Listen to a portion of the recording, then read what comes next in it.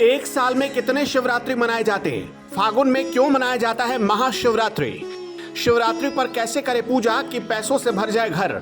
बहेलिया की कहानी से समझिए शिवरात्रि पर सोई किस्मत कैसे जागेगी।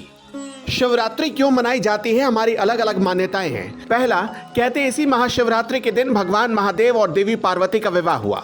दूसरा, जब देवता और राक्षस अमृत की खोज में समुद्र मंथन कर रहे थे तब मंथन से विष निकला था और खुद भगवान शिव ने उस हलाहल नाम के विष को पी लिया, उसे अपने कंठ में रोक लिया, जिसकी वजह से उनका शरीर नीला पड़ गया और जिससे भगवान शंकर को नीलकंठ कहा जाने लगा। भगवान शंकर ने विष पीकर सृष्टि और देवतागण दोनों को बचा लिया। कहते हैं इसी मौके को उत्सव के रूप में महाशिवरात्रि की तरह मनाते हैं।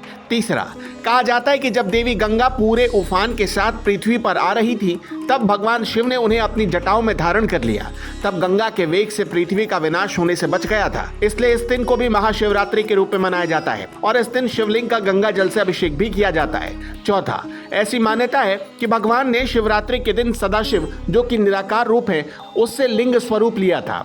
इसलिए इस दिन भक्त रात भर जागकर भगवान शिव की आराधना करते हैं। पर सवाल है कि महाशिवरात्रि तो आज है, फिर साल के अलग अलग महीनों में हम शिवरात्रि के बारे में क्यों सुनते हैं और क्यों मनाते हैं? हर साल 12 शिवरात्रि होती है। इन शिवरात्रि को मासा शिवरात्रि कहते हैं, यानी मासिक शिवरात्रि। लेकिन मुख्य शिवरात्रि, जिसे महाशिवरात्रि कहते हैं, वो फागुन महीने की कृष्ण पक्ष की चतुर्दशी को मनाया जाता है, जबकि हर महीने की कृष्ण पक्ष की चतुर्दशी को मासिक शिवरात्रि मनाई जाती है। महाशिवरात्रि के दिन ही सृष्टि का आरंभ अग्निलिंग महादेव के विशालकाय स्वरूप के उदय के साथ हुआ था।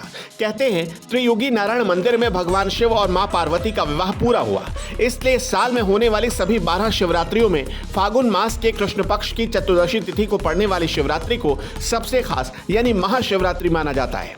पुराणों में कहा जाता है कि माता पार्वती और भगवान शिव का विवाह महाशिवरात्रि पर्व के दिन हुआ था। लेकिन क्या आप जानते हैं कि शुरू में भोलेनाथ माता पार्वती से विवाह करने को तैयार नहीं थे और वो अपनी तपस्या में इस कदर लीन थे कि उन्हें माता पार्वती की तपस्या भी दिखाई नहीं पड़ी। माता पार्वती की कठोर तपस्या देखकर भोले बाबा ने अपनी आंख खोली और पार्वती से आह्वान किया कि वो किसी समृद्ध राजकुमार से शादी करें। शिव ने इस बात पर जोर दिया कि एक तपस्वी के साथ रहना आसान नहीं है। वहीं दूसरी तरफ तारकासुर नामक एक असुर था। देवतागण उससे भी भयभीत थे। तारकासुर को वरदान था कि उसको सिर्फ भगवान शिव की संतान ही मार सकती थी।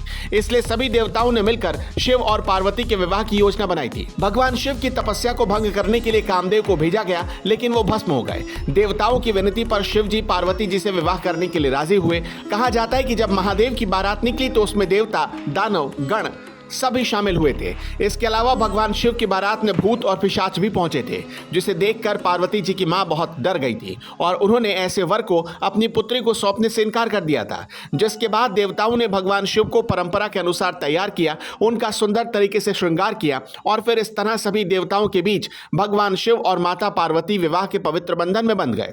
शिव पुराण के कोटि रुद्र संहिता में वर्णित एक कहानी है, जिसके मुताबिक पौराणिक काल में किसी जंगल में एक भील यानी शिकारी रहता था जिसका नाम था चित्रभानु। चित्रभानु एक साहूकार का कर्जदार था। कर्ज न दे पाने के कारण साहूकार ने उसे एक शिव मठ में बंदी बना दिया। संयोग से जिस दिन उसे बंदी बनाया गया उस दिन महाशिवरात्रि थी। साहूकार ने इस दिन अपने घर में पूजा का आयोजन किया। पूजा के बाद कहानी का पाठ किया। शिकारी भी पूजा और कहानी में बताई गई बातों को ध्यान से सुनता रहा। जब पूजा खत्म हुई तो साहूकार ने शिकारी को फिर से पास बुलाया और कर्ज चुकाने को कहा। इस पर शिकारी ने एक दिन की मोहलत मांगी और अगले दिन कर्ज चुकाने का वादा किया। शिकारी से वादा लेकर साहूकार ने उसे छोड़ दिया। अब शिकारी जंगल में शिकार के लिए आ गया। शिकार की खोज में उसे रात हो गई। जंगल में ही उसने रात बिताई। शिकारी एक तालाब के किनारे एक बेल के पेड़ पर चढ़कर रात बिताने लगा। लेकिन जिस बेल के पेड़ पर शिकारी बैठा था ठीक उसी के नीचे एक शिवलिंग था। बेल के सूखे पत्तों से ढका शिवलिंग शिकारी को दिखाई न पड़ा। तभी आराम करने के दौरान उसने बेलपत्र की कुछ शाखाएं तोड़ दी। इस प्रक्रिया में कुछ बेलपत्र की पत्तियां शिवलिंग पर गिर पड़ी। शिकारी भूखा प्यासा उसी जगह पर बैठा रहा। इस तरह शिकारी का व्रत हो गया। तभी एक गर्भवती हिरणी तालाब पर पानी पीने के लिए आई। हिरणी को देखते ही शिकारी का मन प्रसन्न हो गया कि उसे अब शिकार मिल चुका है। उसने जैसे ही धनुष और तीर उठाया वैसे ही हिरणी बोली, मैं गर्भ से हूँ, जल्द ही बच्चे को जन्म दूंगी। तुम एक साथ 2 जीवों की हत्या करोगे, ये उचित नहीं होगा। मैं अपने बच्चे को जन्म देकर तुम्हारे पास जल्दी ही लौट आऊंगी, तब तुम मेरा शिकार कर लेना। शिकारी ने तीर वापस रख दिया, हिरणी भी वहां से चली गई। लेकिन धनुष रखने की प्रक्रिया में कुछ बेलपत्र फिर से टूट गए और शिवलिंग पर गिर गए। इस तरह अनजाने में ही शिवरात्रि के प्रथम पहर की पूजा हो गई। कुछ देर बाद एक और हिरणी उधर से निकली।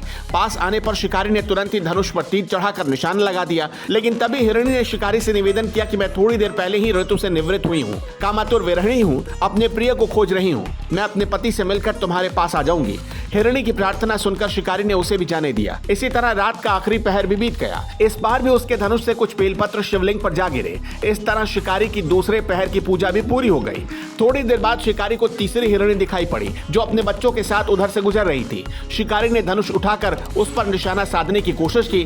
तभी हिरणी बोल पड़ी, मैं इन बच्चों को इनके पिता को सौंप कर लौट आऊंगी, मुझे जाने दो। शिकारी ने उसे भी छोड़ दिया। भूखा प्यासा शिकारी अनजाने में बेल की पत्तियां तोड़कर शिवलिंग पर फेंकता रहा। सुबह की पहली किरण निकली तो उसे एक और हिरण दिखाई पड़ा। शिकारी ने खुश होकर अपना तीर धनुष चढ़ा लिया। तभी हिरण ने दुखी होकर शिकारी से कहा, अगर तुमने मुझसे पहले आने वाली 3 हिरणियों और बच्चों को मार डाला है तो मुझे भी मार दो। देर न करो, क्योंकि मैं ये दुख सहन नहीं कर सकता हूँ।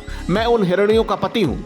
यदि तुमने उन्हें जीवन दान दिया है तो मुझे छोड़ दो, मैं अपने परिवार से मिलकर वापस आ जाऊंगा। शिकारी ने उसे भी जाने दिया। अब तक सूर्य पूरी तरह निकल आया था और सुबह हो चुकी थी। शिकारी से अनजाने में ही व्रत, रात्रि जागरण और सभी प्रहर की पूजा और शिवलिंग पर बेलपत्र चढ़ाने की प्रक्रिया पूरी हो गई। इस तरह भगवान शिव की कृपा से उसे इसका परिणाम तुरंत मिला।